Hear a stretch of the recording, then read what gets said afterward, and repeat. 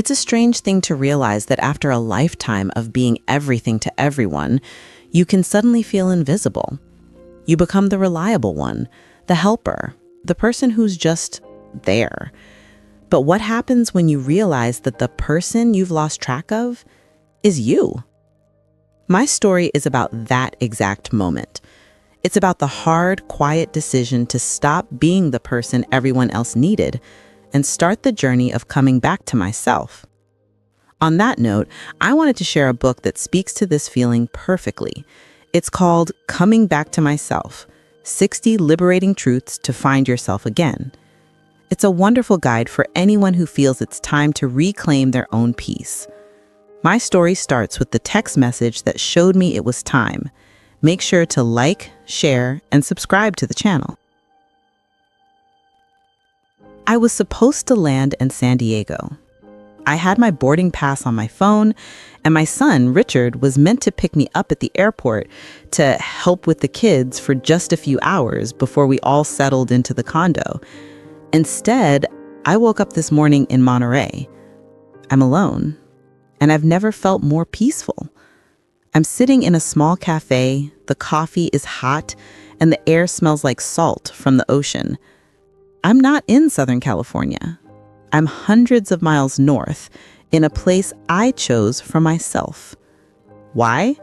Because a single text message proved I wasn't invited on a family vacation. I was booked as the babysitter. My son, Richard, and his wife, Stacy, are at this very moment probably landing in San Diego, expecting me. They don't know I'm not coming.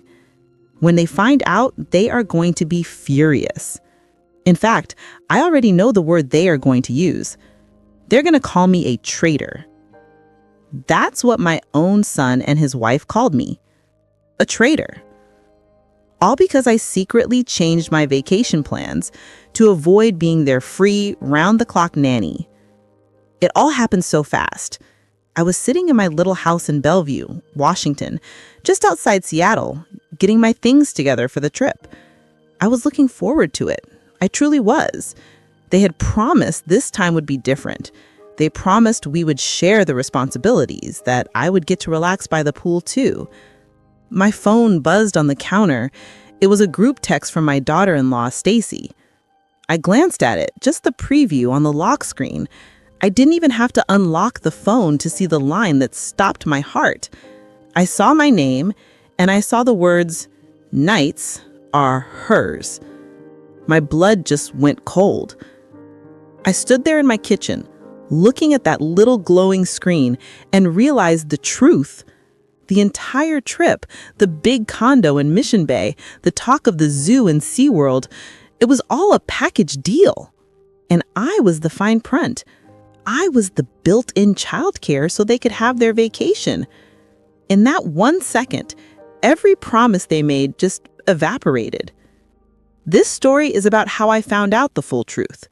It's about why I didn't yell or argue or cause a scene. It's about why I quietly went online, canceled my flight to San Diego, and booked a new one to Monterey. And it's about what happened when my son finally realized I wasn't at the airport waiting for him. What they called a betrayal, I called a boundary. It's amazing the clarity you get when you finally stop accepting what people are willing to give you and just take what you need. I needed rest. They needed a babysitter. We were at a crossroads. Wait till you hear the exact line from that text message that made me change my flight. The one that made me realize I wasn't family to them. I was staff. It makes me wonder, and I'd like to know what you think. Have you ever been invited somewhere only to show up and realize you were just there to work? Have you ever been treated like the help by your own family? To understand why I did what I did, why I changed that flight without telling them, you have to understand my normal life, and you have to understand the pattern that led to this. I'm 68 years old. I'm semi-retired now, but for over 30 years, I was the office manager at a small private dental clinic. I ran that office. I kept the books, I handled the schedules, I knew every patient by name. I'm good at organizing. I'm independent, I'm single, and I've built a life for myself here in Bellevue that I really enjoy. It's not a loud life, but it's mine. I have my tidy routines. I have a wonderful group of friends from my church. I have my gentle walking group that meets at the park 3 times a week, rain or shine. These things might sound small, but they're my structure. They're my social life. They're what I look forward to. And then there are my grandkids. I have to be very clear about this. I love my grandkids with my whole heart. They are smart and funny, and I would do anything for them. Richard and Stacy know this. They know I love being grandma. And that's how it started. That's the tool they used to take my no away. It began slowly, as these things always do. When the grandkids were babies, it was, "Mom, can you come over? I just need a shower." Or, "We're just going to run to the store. We'll be back in an hour." An hour would turn into 3. Then it became the Sunday drop-offs. They'd text me Saturday night, "We're bringing the kids by tomorrow morning. We just need a break." It wasn't a question. It was a statement.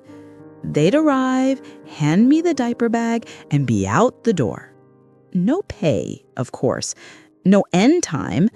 "We'll be back after brunch," they'd say, but brunch would stretch until late afternoon.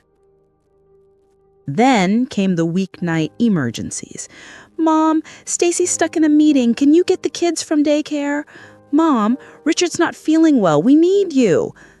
They had their magic phrase, the one that always worked. "You're the only one we trust, Mom." It sounds like a compliment, doesn't it? But it's not. It's a box. It means you're the only one who can't say no. And they normalized it. It became my job. It was just the family helps family rule. But the rule only seemed to go one way. Do you know what the real cost of this was? It was my life. The small things I loved. I stopped signing up for the watercolor class at the senior center because I knew I'd just have to miss it for a babysitting emergency. I remember, clear as day, pushing off my own annual medical checkup, just a simple blood pressure check, because they had a work crisis and I was the only one who could help. I was putting their convenience ahead of my own health. My love for my grandkids was being used to erase my boundaries. My no didn't exist anymore. So I had started to pull back. I was feeling tired, resentful, if I'm honest. I started making excuses. "Oh, I have a church meeting. My walking group is doing a special event." I had to, just to get a few hours to myself. They must have sensed I was drifting, because that's when Richard called with the big proposal, the San Diego trip. He laid it on so thick. "Mom, this isn't for us, it's for you," he said. "We want to treat you. This time will be different, I promise. We booked this huge condo right on Mission Bay. It has a pool. You can just relax." He promised, and I believed him. I was so desperate for them to see me as a person, as his mother, and not just as the default babysitter, that I bought every word. That's the part that stings. I let myself hope. It makes me wonder, and I really want to know what you think. When does helping turn into being used? Where is your line? So Richard calls me. It was a Tuesday evening right after my walking group. I was still cooling down, had my feet up. "Mom?" he said, and his voice had that enthusiastic sound it gets when he's excited about something. "You busy this October? How would you like to go to San Diego?" He presented it as a shared family vacation. He said he and Stacy were planning a big trip for the kids, and they really wanted me to be there, to be part of the memories. He said, "We want to treat you, Mom. You deserve a real break." I was cautious. I'll admit it. That word break sounds different to me than it does to them. But then Stacy got on the phone. She was all energy. "Oh, Melissa, you'll love it," she said. "We're going to take the kids to the zoo, maybe SeaWorld. We can do beach walks in the morning." It sounded lovely. It sounded like what a family does on vacation. I asked them flat out. I said, "Richard, you know I love the kids, but I can't be the full-time nanny. I'm just too tired for that anymore." And he was so quick to reassure me. I remember his exact words. He said, "Mom, no, absolutely not. We'll rotate the childcare. You relax too. That's the whole point." We'll rotate. That was the promise. It was said out loud on the record. And that little bit of hope I'd been trying to ignore, it just bloomed. I thought, okay, maybe they see it now. Maybe they finally get it. So I agreed. I was genuinely excited. I went online and used my airline points to book my flight from Seattle to San Diego.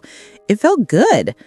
Richard, on his end, booked a huge condo in Mission Bay, telling me it had plenty of room for all of us. But then the little things started, the little knots in my stomach. About a week later, Stacy sent me an email. The subject line was San Diego packing. I opened it thinking it was about swimsuits and sunscreen. It was a full schedule, but it wasn't our schedule. It was the kids' schedule. It was a detailed list of their nap times, their snack preferences, what books they liked at bedtime, the specific brand of yogurt they ate. It read like a manual for a caregiver. There was nothing in it about the zoo or the beach walks. There was nothing about what we would do. I tried to brush it off. I told myself she was just being organized. She's a planner. That's her personality. Then, a few days after that, Richard called. It was a quick check-in, but he asked me this one strange question. He said, "Hey, Mom, just making sure you're feeling good. You think you'll have enough energy for some long days?" I laughed it off, but it stayed with me. Why would he ask about my energy? You ask about someone's energy when you're expecting them to work. You don't ask someone to relax by the pool and then question their stamina. The hope I'd felt started to get a little shaky. It was still there, but it had that familiar knot in its stomach. The final little flag was about the logistics. I asked Richard what time he'd pick me up from the airport. "Oh, that," he said, a little vaguely. "My flight gets in just before yours, but Stacy and the kids land a bit later. So the pickup time, it might shift. We'll figure it out." It all felt loose, and my experience has taught me that when their plans are loose, I become the solution. I become the one who has to be flexible. But I'd already booked my ticket. I had given my word. I kept telling myself, they promised. He said we would rotate. It will be different. I wanted to believe it so badly. Looking back, those red flags were waving right in my face, but I chose to ignore them. It makes me curious. What would you have done? Would you have still gotten on the plane, or would you have started asking tougher questions right then and there? It was 2 days before I was supposed to fly to San Diego. I was in my kitchen, standing at the counter. I had my weekly pill boxes out, the little plastic ones, Sunday through Saturday. I was sorting my blood pressure medication and my vitamins for the week, making sure I had enough for the trip. It's just a normal Thursday morning routine. My phone was on the counter next to me. It buzzed.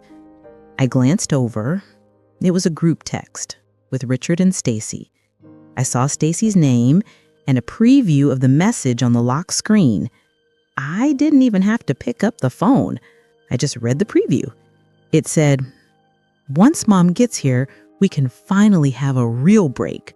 Nights are hers. I just stopped. I had a little white pill between my thumb and forefinger, and I just froze. Nights are hers. It wasn't a question. It wasn't, do you think Mom would mind? It was a statement, an assignment. My hands felt very steady. I put the pill down, wiped my hands on a dish towel, and I unlocked my phone. I opened the message thread. There was more. Oh, there was more. Stacy had sent that first message. Richard had replied, "Perfect. Let's book that late dinner at 8 p.m. then. She'll have the kids anyway." Stacy sent another, "Exactly. And she naps early in the afternoon, which is perfect for her to take them in the morning so we can sleep in." I scrolled up just to be sure. I reread the entire conversation. There was no mention of asking me. There was no rotation calendar. There was no, "Mom, you relax by the pool." They were planning their vacation around my free labor. They had scheduled my naps. They had given me the nights. They had given me the mornings. They had, in effect, punched my time card for me. All that talk about sharing the vacation, all those promises, they were just words to get me on the plane. They were just what I needed to hear so I'd book my ticket. I felt calm. It wasn't the hot, angry rage I would have felt 20 years ago. It was a cold, sharp clarity. It was the feeling of a lock clicking into place. I finally saw the truth. I wasn't their mother. I wasn't a guest. I was the equipment. I did two things. First, I held down the power button and the volume button, and I took a screenshot of the conversation. I saved it.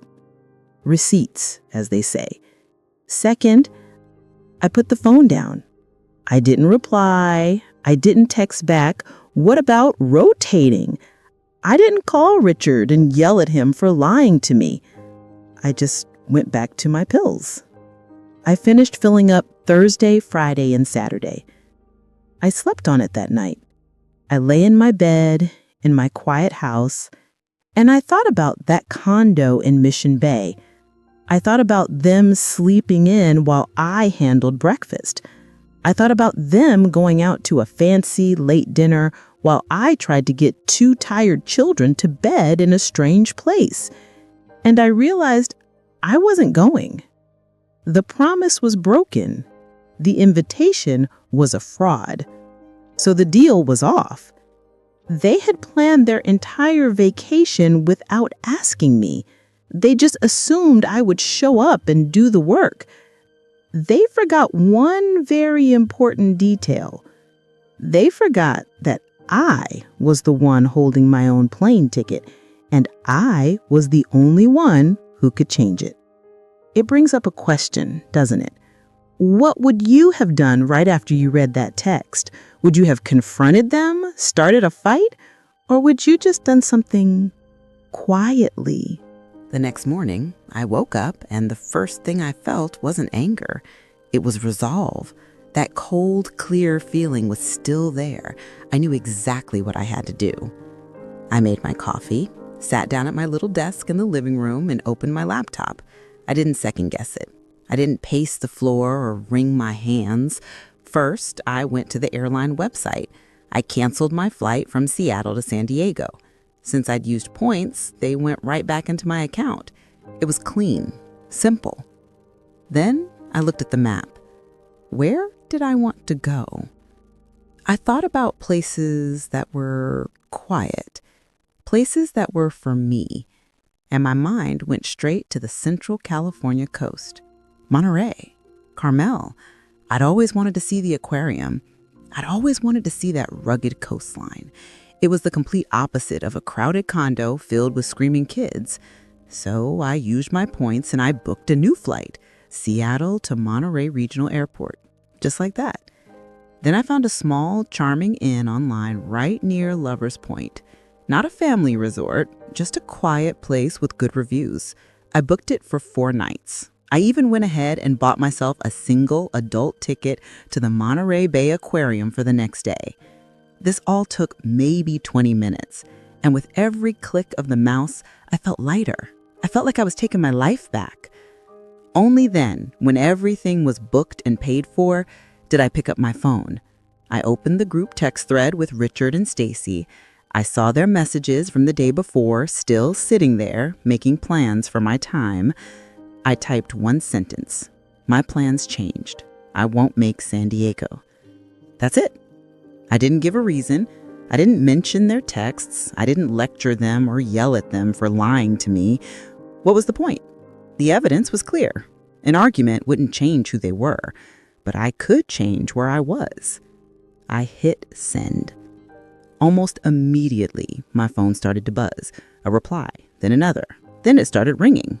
It was Richard. I looked at the screen. Then I pressed the button on the side of my phone and put it on Do Not Disturb. The silence was wonderful. I finished packing my bag. I drove myself to the airport. I checked my small suitcase, went through security, and sat at my gate reading a book. My phone was dark in my purse. I felt no urge to check it. I was, for the first time in a long time, not responsible for anyone else's feelings or emergencies.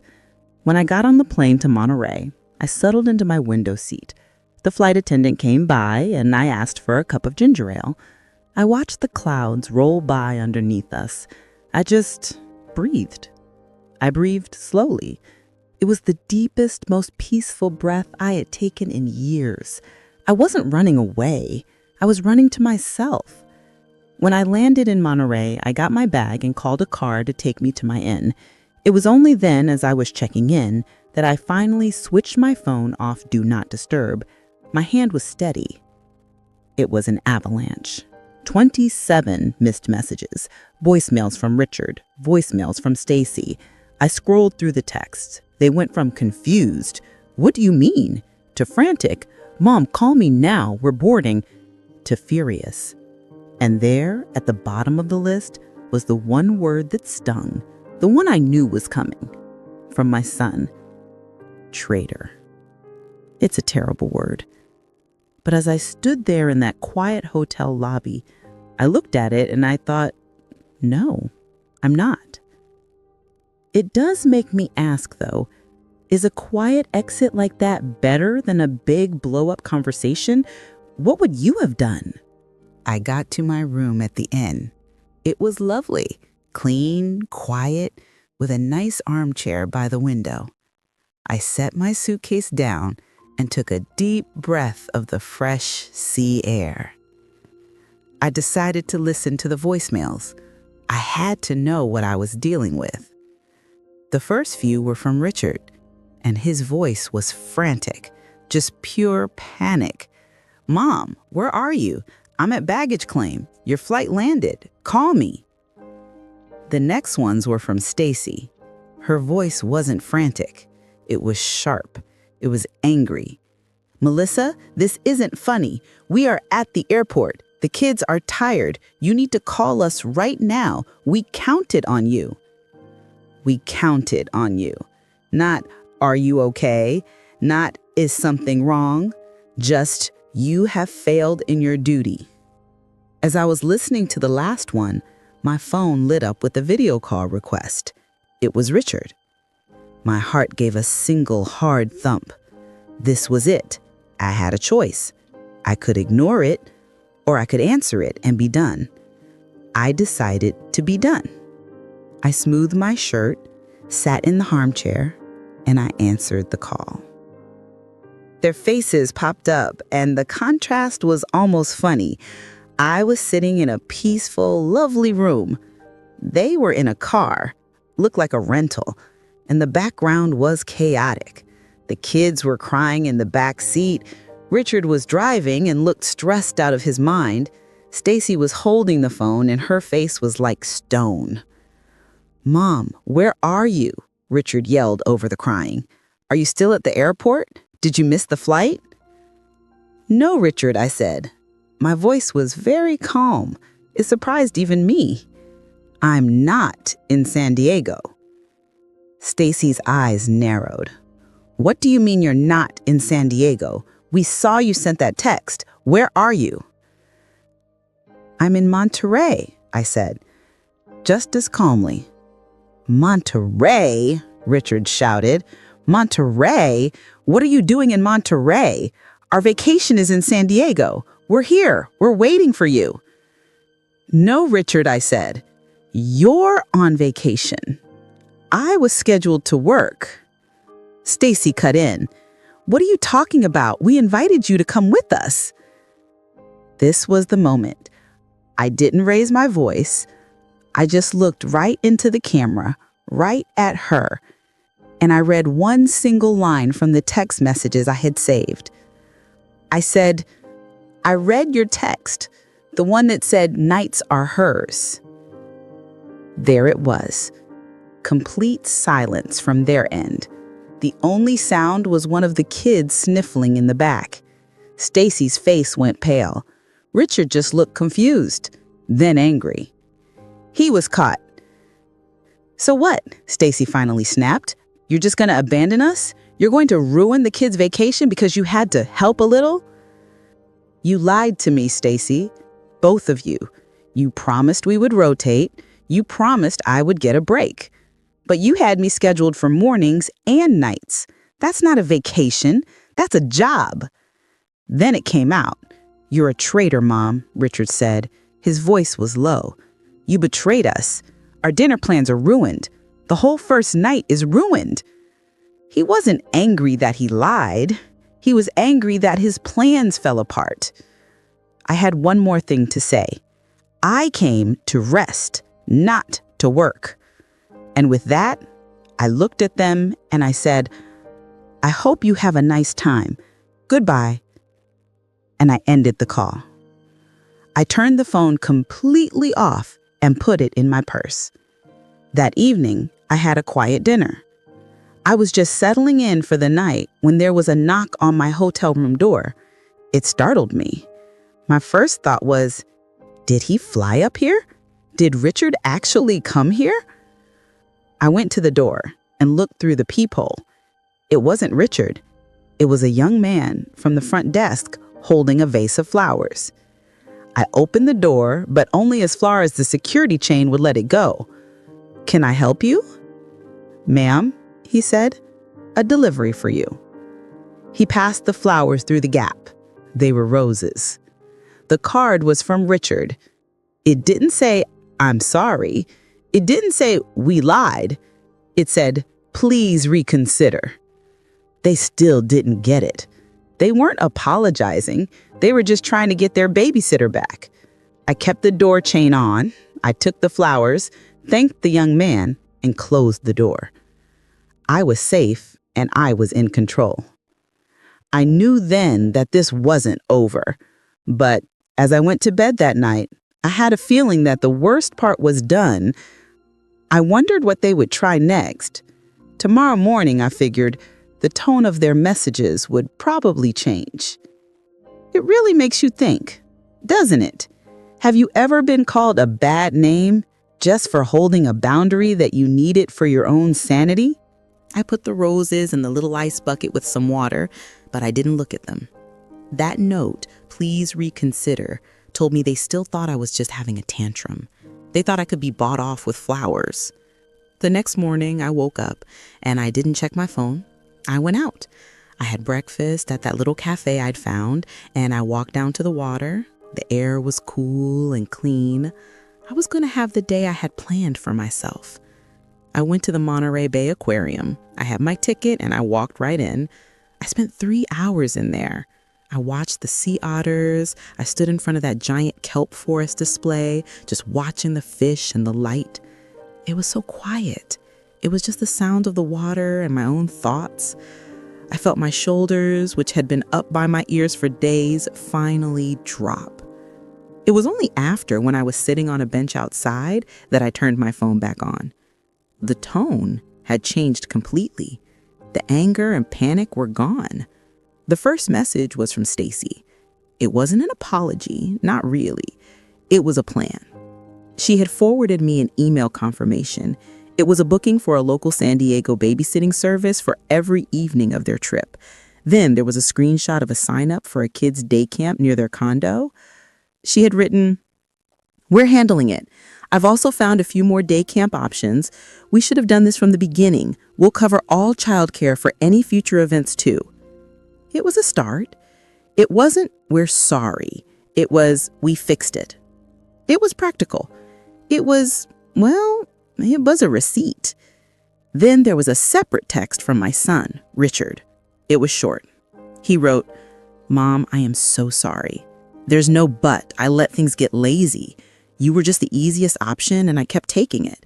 I'm sorry I lied to you and I'm sorry I called you that name. I get it now. I hope you'll let me make it up to you when you're back." That one hit me. The "I'm sorry but" was gone. He just said it. He admitted he'd used me because it was easy. It was the most honest thing he'd said to me in years. I didn't reply. Not yet. I put my phone back in my purse. I wasn't going to spend the rest of my vacation negotiating their feelings. I spent the afternoon doing exactly what I wanted. I got in my rental car and I drove a little ways down the coast. I stopped at an overlook on the 17-mile drive and just watched the waves crash on the rocks. It was beautiful. I bought 2 little postcards, one of a sea otter and one of the rocky coast. I wrote on them to my grandkids, telling them I was thinking of them and I'd see them soon. I mailed them from the hotel. That evening, I finally texted Richard back. I kept it simple. I told him I was safe and having a restful time. Then I wrote, "I'll be back in Seattle on Monday.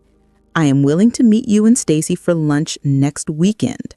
A public place, just us. We can talk then." I set the terms: a short time slot, in public, and most important, no childcare tasks attached. This wasn't going to be me coming over to talk while I watched the kids. This was going to be adult to adult. I felt a sense of relief, but I wasn't naive. Words are just words. Actions are what matter. They had sent me proof of action in San Diego, but the real test was still coming. The real test would be, what happened when we were all back home in Seattle? It makes me wonder, what do you need to see before you can trust that someone has really changed? Is it the words they say, or is it the actions they take? What proof do you really need? I flew back to Bellevue on Monday, as planned. My little trip to Monterey was exactly what I needed. I felt rested and, more importantly, I felt sure of myself. That Saturday, I drove to the restaurant I had picked. It was a bright, open cafe, the kind of place where you order at the counter. It was public, and it wasn't a long, formal meal. I got there a few minutes early and found a table. I'll be honest, I was nervous. I didn't know who was going to walk through that door. Was it going to be the apologetic son from the text message, or the angry, entitled one from the video call? At 11:30, right on time, Richard and Stacy walked in. The kids were with them. My heart sank just a little, but then I saw Stacy guiding them to a small table near the door. She pulled out coloring books and some packed snacks from her bag. She looked over at me, caught my eye, and said, "Hi, Melissa. We've got a sitter picking them up in an hour for the afternoon. We just wanted them to be able to say hi first." Richard came over to my table alone. "Hi, Mom." He looked tired, and he looked sincere. This was the proof. This was the receipt. They arrived on time. They brought their own supplies for the kids. They had a sitter booked before I had to ask, before it became a problem. They had a plan that didn't involve me. After the kids said a quick hello and went back to Stacy, Richard and I sat down. Stacy joined us a minute later. It was awkward for a moment, but I knew I had to set the new standard, and I had to do it out loud. I looked at them both, and I said, "I'm glad we're doing this, but things have to change. For good." Richard just nodded. "Whatever you say, Mom, you're right. From now on, I said, keeping my voice steady, "You have to ask me first. You can't just tell me. You have to ask. And if I say yes, it will be for a set time. I'll come at 2 and I'll leave at 5. And if I say no, that has to be the end of it. The answer is just no. It stands." Stacy met my gaze. "That's fair," she said. "That's more than fair. We relied on you. It wasn't right." They agreed. Just like that. There was no argument. There was no but. There was just acceptance. We had lunch. We talked about their trip. After they'd hired the sitters, it sounded like they actually had a good time. We talked about my trip to the aquarium. It was quiet. It was a little strained, but it was a start. It was real.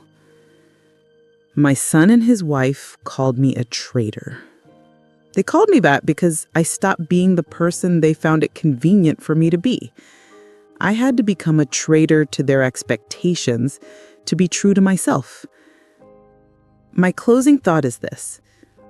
We all talk about love. Family helps family. We love you. But love works so much better when respect is part of it. And sometimes that respect has to be measured. You have to measure it in calendars. You have to measure it in cost and in who is paying it. Love isn't just a feeling, it's an action. It's making sure the people you love still have room to be themselves. And that's my story. It's left me with so many questions, and I would be so grateful to hear your thoughts on this. Where do you draw the line between helping and being used? What's the boundary for you? If you had been on that video call, what sentence would you have said? And what about my decision? Should I have confronted them before I changed my flight, or was the quiet pivot the right move? Your stories and your wisdom in the comments are always so helpful to me and to everyone else who reads them.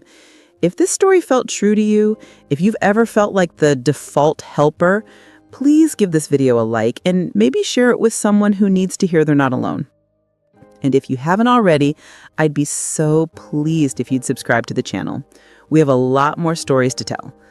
Lastly, remember to download this wonderful book called Coming Back to Myself, 60 Liberating Truths to Find Yourself Again. You'll find it in the pinned comment below. Now, if you like the story, go ahead and click on the next video appearing on your screen, because in it is a story of betrayal and revolt like you've never seen before on Her Kind Stories.